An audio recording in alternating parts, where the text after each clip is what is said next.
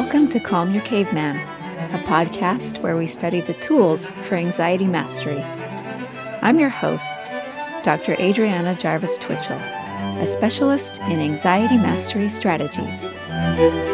Hi, everybody. Welcome back to the podcast. From the beginning of this podcast, we've been talking about loads and loads of strategies. You started to accumulate quite a library, but sometimes it helps to have somebody just walk you through how you actually apply some of these strategies.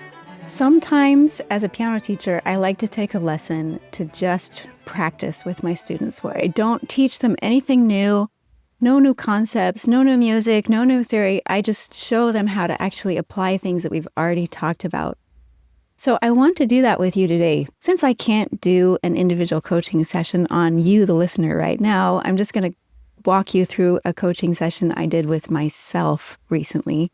Because getting a chance to see how I apply different strategies that we've talked about might help you to understand how you can apply strategies for yourself. So there was a day recently where I was extremely upset and extremely anxious to the point where I couldn't do anything. All I could do was pace, scroll the news to try and find more about this thing that I was anxious about. I was clearly in a threat response. This lasted for about 3/4 of the day. Finally, about 4 p.m., I said, hey, sit down. Let's do something about this. So as I said, I was clearly in a threat response, extremely upset, extremely anxious. So I realized that the thing that I needed to do first was to get the story that my brain was telling that was creating this emotion out in the open. Because it wasn't totally conscious. I mean, I knew that I felt really anxious and upset, but I couldn't really put words to it.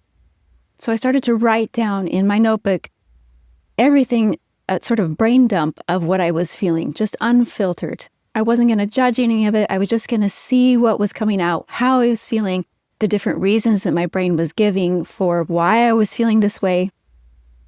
But I did it in the third person. We had a whole episode about how it can really help if you can talk to yourself in the third person. So instead of saying, I'm feeling this way, such and such, you say, you are feeling this and that. So that's what I did.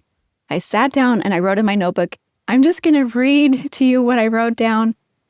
Just keep in mind, this is unfiltered emotion. There's a lot of extremity in it.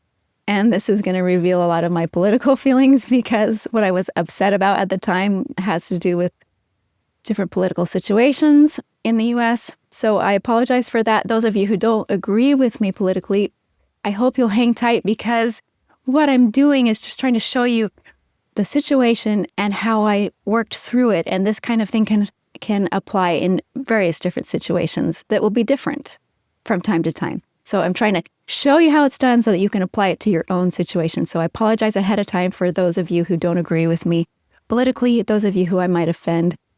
Just let me read this so that you can see how I work with this brain dump that I do, okay?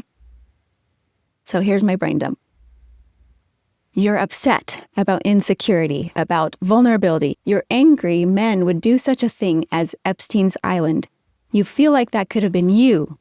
You're angry at the system obstructing justice at the moment and all the billionaires being protected. You're angry that a child molester is president of the United States. You're angry he can stamp all over the delicate balance of power that upholds societal trust and safety and get away with acting like a dictator because other Republicans won't stand up to him. You're angry that some criminals are above the law, apparently. That makes you feel unsafe and that no one seems to be doing anything about it. You're angry that Trump's ICE agents are killing Americans, that such a villain and clown can be in charge of your country, which you hold dear and want a good future for. You feel like someone has put duct tape over your mouth to silence you. You don't know what to do or how to do it. You're afraid for the future of your children. You feel like Trump is threatening their future. You wish you could eliminate Trump and all the evil billionaires running mafias in the world, but you can't. Life feels hard and heavy. So there's my brain dump. Ugh. A lot of times after you do a brain dump, you may just feel worse. But what's really important after you get that brain dump out and you see how you feel and you start to uncover the story that your brain is telling that's giving rise to those feelings is to start to be able to modify that perspective in some way, right? So I can see how it is that I feel and I can see the story that my brain is telling that is making me feel this way. that is producing this emotion. So obviously, what's happening here is that I'm seeing the demands in my world as enormous and way, way, way too big for my resources, totally crushing. And that's why I'm feeling all of these emotions. So the next step was really to sit down and say to myself, is that really true? I mean, apparently what you're seeing is that things are going from bad to worse. The world is getting worse. Your country of origin is falling apart. Things are getting more dangerous. Rich tycoons are put in power, are getting away with lawlessness and oppressing other people. The world is more dangerous than before. You're surrounded by evil people, basically more bad than good in the world. So I started to take a deep breath and ask myself, okay, is this perspective really accurate? The next strategy that I used is one that we talked about also last year, which involves knowing the stories of your ancestors. I'll link that up in the show notes as well. But anyway, I started to ask myself, okay, is it really true that things are getting worse? What about my grandma Jarvis, for example? What about her lifetime? Was it easier than mine? So I started thinking about her. She was born in 1910. When she was 4 years old, World War I started, and it lasted until she was 8. The year that World War I ended, the Spanish flu broke out, which was one of the deadliest pandemics in history. In a lot of ways, way worse than COVID-19 as far as the number of people that it killed, because where COVID was killing like 1 in every 400 to 1 in every 1,000 people, the Spanish flu was killing 1 in every 30 people. And where COVID was mostly hitting the elderly and people with weaker immune systems, etc., the Spanish flu was killing young, healthy adults. So it must have been a really, really scary time.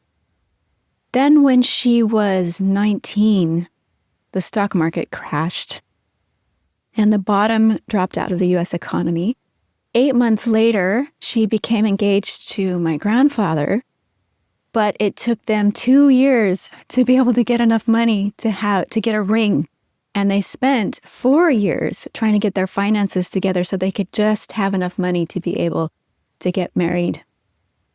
So 4 years to get enough money to get married. And then the first 5 years of her marriage, it was really difficult economically. They ended up incurring really heavy debts because of their situation and their lack of funds to cover the things that they needed. And I remember her telling me once going to the grocery store and just crying and crying because she didn't have enough money to get both of the things that she desperately needed, and she was going to have to choose between one of them. So in 1939, she is 29 years old. She has just given birth to her second child, and World War II breaks out, which lasts for the next 6 years.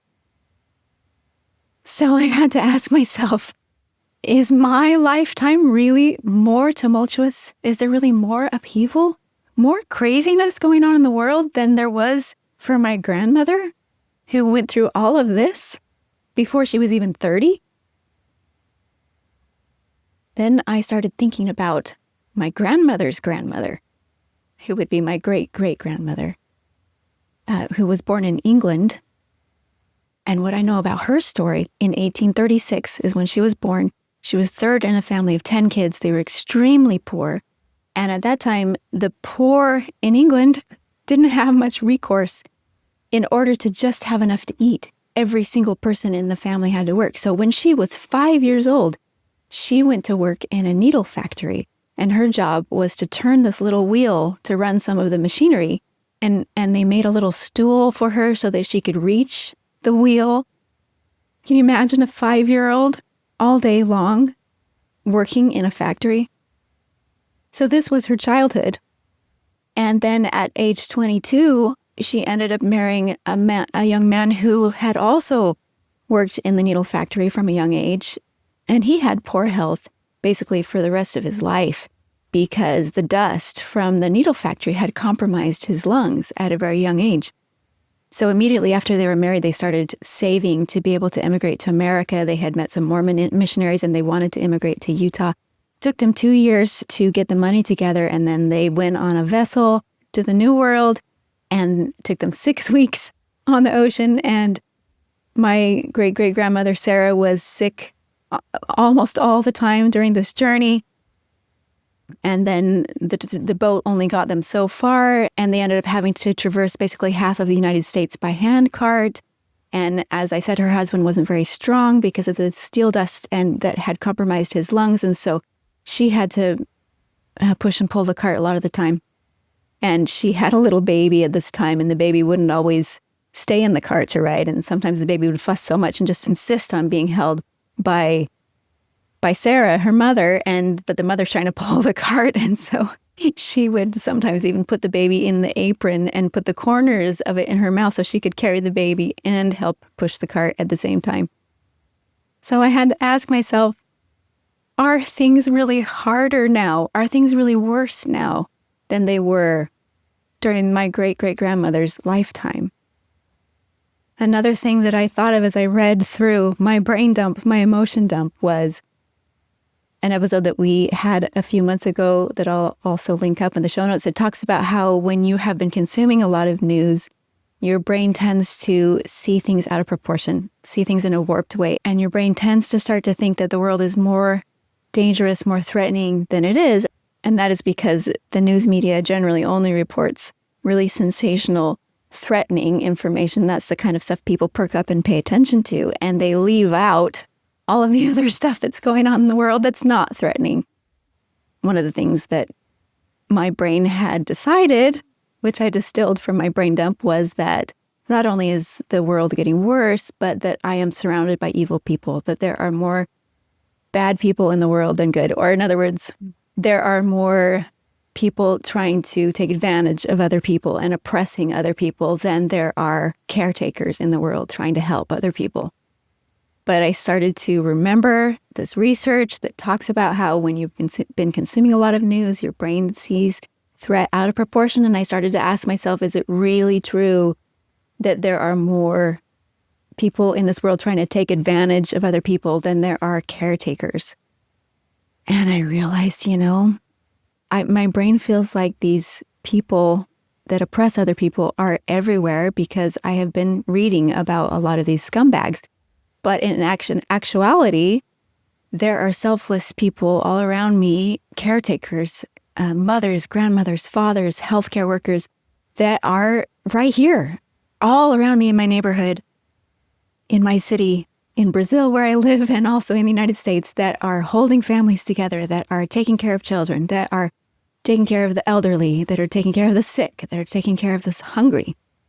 And I made myself go through and start trying to picture the faces of people that I could list in my neighborhood that I know do this because I've seen them.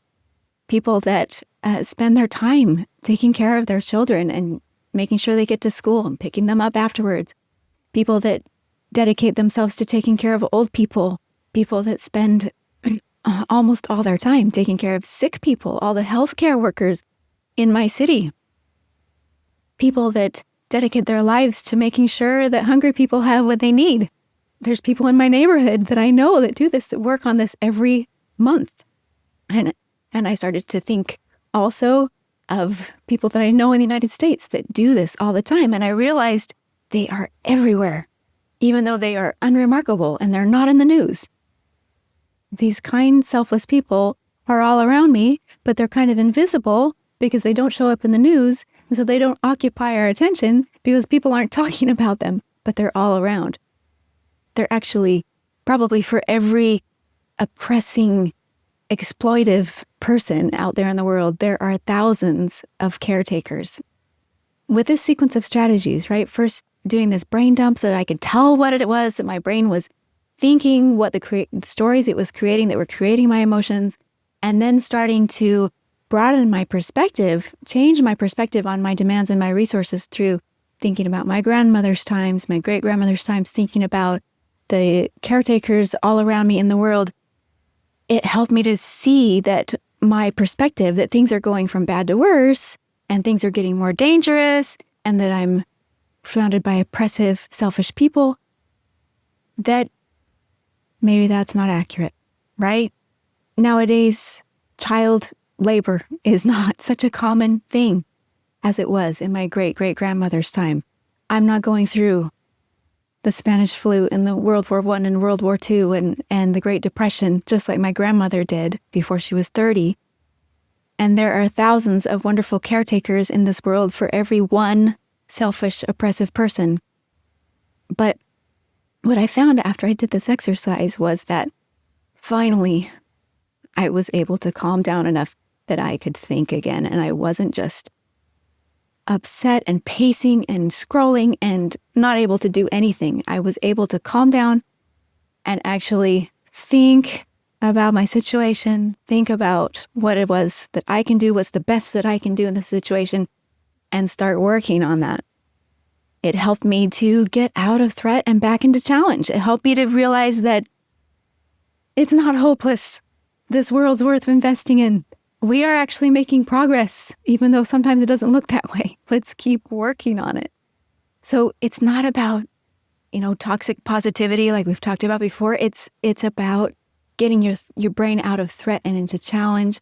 And these are some different strategies among the many that we've talked about that you can use to help get you out of threat. Because we're not going to solve the problems when we're in a threat response, because threat reduces the blood flow to our brains, among other things, and we just can't think, we can't operate, we can't perform anything that takes cognitive power. Unless you're actually running away from a tiger, it's probably not your best option. Let's get back into challenge.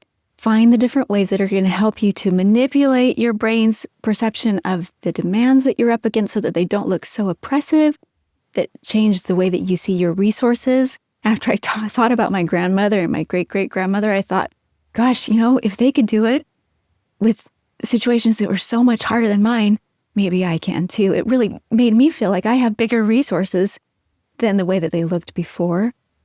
So just finding those ways to manipulate your perception of the demands and the resources so that you can get back into challenge, so that you can make a difference in your own life and in the lives of people around you. So that's it for today. Hope it's helpful in some way. See you next week. Thanks for joining me today. If you feel like you'd benefit from individual anxiety coaching, you can look me up on my website, calmyourcaveman.com. If you'd like to support this podcast, you can do that by subscribing to Calm Your Caveman on YouTube and also on your favorite podcast platform. And if you want to help other people find this podcast, leaving a good review on Apple Podcasts or Spotify really helps. Thanks, and see you next time.